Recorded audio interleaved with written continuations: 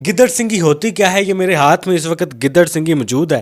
Doctor فاروق شاہ صاحب موجود ہیں، ریسرچ اسکالر ہیں، انہوں نے اس پر ریسرچ بھی کی ہے. اس کی حقیقت کیا ہے؟ یہ کہانیاں ہیں یا حقیقت بھی ہے؟ کہتے ہیں کہ جس شخص کے پاس گدڑ سنگھی ہوتی ہے وہ راتوں رات امیر ہو جاتا ہے، اس کی زندگی بدل جاتی ہے، اس کا لائف سٹائل بدل جاتا ہے، وہ دنیا سے اپنے آپ کو الگ سمجھنے لگ جاتا ہے، مال دولت کی اس کے پاس کمی نہیں رہتی. کیسے نہیں رہتی؟ اس کی حقیقت کیا ہے؟ ڈاکٹر صاحب سے جانتے ہیں. السلام علیکم. وعلیکم السلام. مجھے بھی امیر ہونا ہے. دیکھیں، امیر ہونا غریب ہونا یہ تو اللہ رب العزت کی دین ہے. یہ چیزیں تو بس ایک ظاہری اسباب بنتے ہیں، اور ظاہری اسباب میں بہت سی چیزیں ہیں. آپ میرے پاس چینل سے اپنے اسٹوڈیو سے یہاں تک گاڑی میں بیٹھ کے ہیں، وہ ایک ظاہری اسباب ہے آپ کے سفر کا. آپ مجھ سے بات کرنے کے لیے مائک کا استعمال کر رہے ہیں، ریکارڈنگ کے لیے بھی ایک ظاہری اسباب ہے. کیمرے کا استعمال کر رہے ہیں، ظاہری اسباب ہے. یہ چیزیں ظاہری اسباب کا کام دیتی ہیں، ظاہری اسباب مانی جاتی ہیں. بس یہ ہے کیا؟ اس کو کھول کے چیک کریں.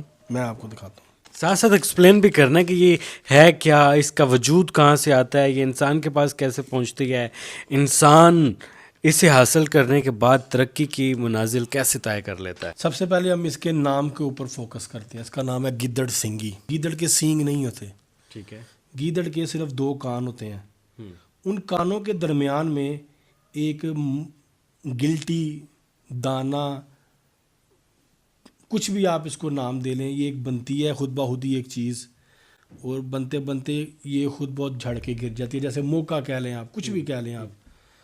کبھی کبھی یہ خود جھڑ کے نہیں گرتی، اس کو اتار کے پکڑ کے اس کو خود بخود اتارا جاتا ہے. آج سے ہزاروں سال پہلے جب دیوی دیوتاؤں کا دور تھا، جب لوگ دیوی دیوتاؤں کی پوجا کیا کرتے تھے، اس دور میں ایک دولت کا دیوتا تھا جس کا نام تھا انوبس.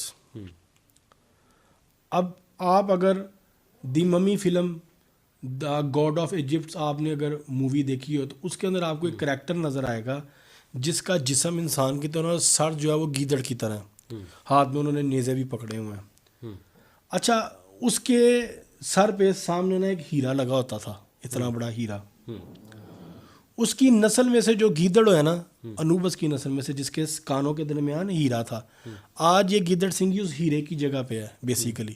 ٹھیک ہے، اس لیے اس کا تعلق امیری کے ساتھ ہے، دولت کے ساتھ ہے، کہ جو انوبس تھا اس کے دونوں کانوں کے درمیان ایک ہیرا نصب تھا.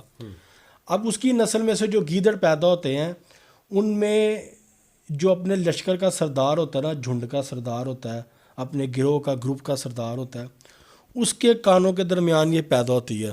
ٹھیک ہے، وہ نسل میں بہت زیادہ ہیں. جانوروں کی افزائش نسل آپ کو پتہ تیزی سے ہوتی ہے.